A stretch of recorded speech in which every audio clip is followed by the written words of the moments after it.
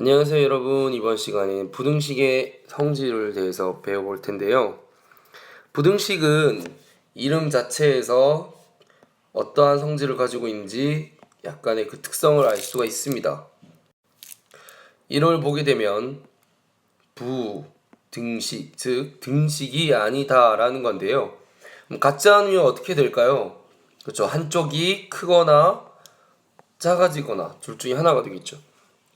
그래서 우리가 이렇게 크고 작음, 즉 대소 관계를 비교할 때 사용하는 식을 부등식이라고 합니다. 자, 112페이지 교과서 보겠습니다. 생각열기를 보게 되면 지금 한류성 어류는 수온이 15도 이하에만 살고 있다고 했네요. 그리고 난류성 어류는 10도 이상 30도 이하에서 살 수 있다고 했습니다. 자, 그러면 여기서 한류성 어류와 난류성 어류를 모두 다 잡기 위해서는 수온이 어떻게 되어야 될까요? 그렇죠. 간단히 생각해도 바로 나오죠. 10도 이상 15도 이하가 돼야 된다. 자, 근데 중요한 점은 여기서 무엇이냐? 여기서 지금 모두 잡히는 해역의 수온을 뭐라고 두자고 했어요? x도라고 두자고 했죠.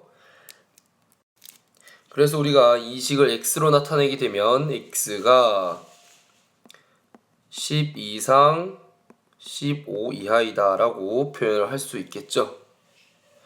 네, 매우 간단한 문제입니다. 자, 우리가 부등식은 사실 중학교 2학년 때 처음으로 배웠었어요. 그 중학교 2학년 때 배운 성질을 이용해서 고등학교에서도 그대로 적용시켜 보겠습니다. 자, 다음으로 넘어가겠습니다. 자, 계속해서 교과서 112페이지 아래에 나와 있는 부등식 기본 성질을 보겠습니다. 자, 기본 성질을 보면 자, A가 B보다 크고 B가 C보다 크면 A가 C보다 크다. 네. 이 중학교 2학년 때 다 배웠었죠? 네, 마찬가지로 부등식의 양변에 같은 수를 더하거나 같은 수를 빼더라도 부등호의 방향은 바뀌지 않습니다. 다음 세 번째. 부등식이 주어져 있고 양변에 양수인 값을 곱하거나 나누어도 어떻다? 부등호 방향 변하지 않는다. 하지만 이 네 번째가 중요하죠. 자, 부등식이 이렇게 주어져 있는데 음수인 값을 곱하게 되면 어떻게 되나요? 음수를 곱하게 되면은 부등호 방향이 어떻다? 반대로 바뀐다. 역시 마찬가지로 음수인 값을 나눠도 반대로 방향이 바뀐다는 것을 알 수 있습니다. 자, 예를 들어서 3은 2보다 큽니다. 자, 양변에 마이너스 2를 곱한다. 그러면 어떻게 된다고요? 부등호 방향이 바뀌어서 자, 마이너스 6이 되고 우변은 마이너스 4가 되죠. 자, 누가 더 큰가요? 그렇죠. 오른쪽이 더 크죠. 자, 이런 식으로 우리가 왜 음수를 양변에 곱하게 되면 부등호 방향이 바뀌는지 알 수가 있겠습니다. 자, 다음으로 알아보게 될 것은 우리가 절대값 기호를 포함한 부등식에 대해서 한번 알아볼 건데요. 교과서 113페이지입니다. 자, 먼저 생각열기라는 문제를 하나 보겠습니다. 자, 중량이 50g에서 플러스 마이너스 2g이 되는 버섯 한 봉지를 샀다. 자, 근데 이 버섯까지 포함한 이 봉지의 중량을 xg이라고 하자라고 했습니다. 자, 여기까지 봤을 때 우리가 상식적으로 이 버섯 봉지의 중량, 이 x의 범위는 얼마야? 지금 50g 플러스 마이너스 2g이니까 52g보다는 작거나 같고 48g보다는 크거나 같다라는 것을 단번에 알 수 있습니다. 자, 그런데 여기서 뭘 구하라고 했냐면 x-50의 범위를 구하라고 했어요. 자, x-50의 범위 그러면 어떻게 구할 수 있나요? 간단하게 x-50 양변에 다 50을 빼주면 되죠. 그럼 좌변은 어떻게 돼요? 마이너스 2 우변은 2가 되죠. 그래서 마이너스 2보다 크거나 같고 2보다 작거나 같다 이렇게 우리가 표현할 수 있겠죠. 자, 이것을 수직선으로 나타나게 되면 자, 50이라고 우리가 표현할 수 있겠죠. 자, 그러면 우리가 이 부등식의 의미를 한번 살펴보자 이거예요. 이 부등식의 의미를 보면 x에서 50을 뺀 값이 어떻다? 2하고 마이너스 2 사이니까 이 x가 50으로부터 떨어진 이 거리가 얼마 이상을 벗어날 수 없다는 거예요. 그렇죠. 2 이상을 벗어날 수 없다. 그러면 이 x라는 값은 아무리 이렇게 벗어나 봤자 어디까지밖에? 그렇지. 48과 52 이 안에서만 벗어날 수 있다 이겁니다. 자, 그럼 우리가 절대값이라는 용어에 대해서 한번 다시 떠올려 볼 필요가 있겠는데요. 절대값이라는 것은 무슨 뜻이었나요? 우리가 어떤 수직선에서 특정 점으로부터 떨어진 거리를 의미했죠. 따라서 지금 이 x라는 값은 50으로부터 떨어진 거리가 어떻다? 이 떨어진 거리가 2 안에 들어가야 돼요. 그쵸? 따라서 우리가 이걸 절대값으로 표현을 하자면 자, x가 50으로부터 떨어진 거리는 이렇게 표현할 수 있고 이 절대값은 그쵸, 거리가 2 안으로 들어와야 되니까 2보다 작거나 같다라고 표현해 줄 수 있겠죠. 절대값에 대해서는 다음으로 넘어가서 좀 더 자세하게 배워봅시다. 자, 그럼 절대값에 대해서 본격적으로 배워보겠습니다. 자, 일단 먼저 절대값의 정의부터 알아야 되겠죠.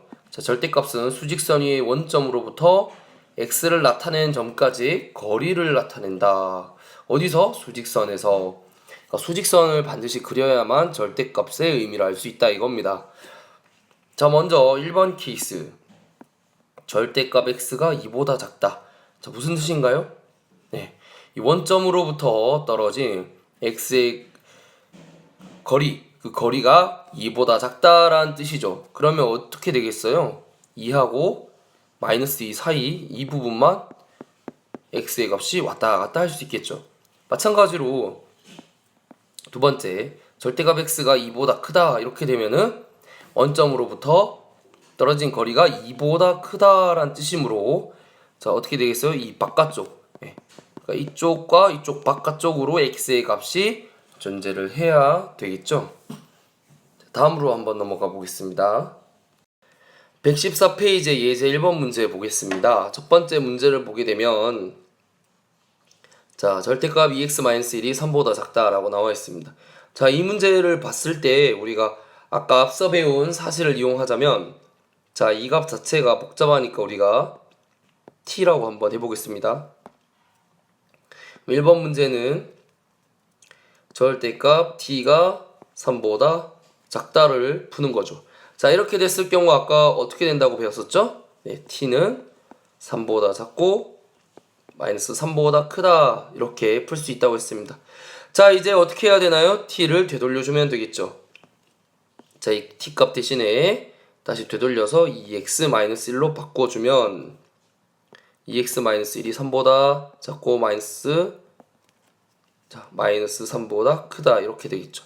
그러면 정리를 해보면 자, 2x는 4보다 작고 마이너스 2보다 크다. 따라서 x는 2보다 작고 마이너스 1보다 크다. 이렇게 우리가 풀어줄 수가 있겠습니다. 자, 예제 문제 2번 문제 역시 마찬가지로 풀어주면 되겠습니다. 자, 2번 문제도 한번 t로 바꿔서 풀어볼까요? 자, 2번 x 플러스 3을 t로 바꾸겠습니다. 그러면 t가 5보다 크거나 같다. 절대값 t가 자, 이렇게 했을 경우 어떻게 됐나요? t가 마이너스 5보다 작거나 같고 t가 5보다 크거나 같다. 이렇게 우리가 바꿀 수 있었었죠. 자, 그러면 t 대신에 다시 x 플러스 3을 되돌려 줍시다. x 플러스 3은 마이너스 5보다 작거나 같고 x 플러스 3은 5보다 크거나 같다. 이렇게 바뀔 수 있겠죠. 따라서 정리를 해보면 x가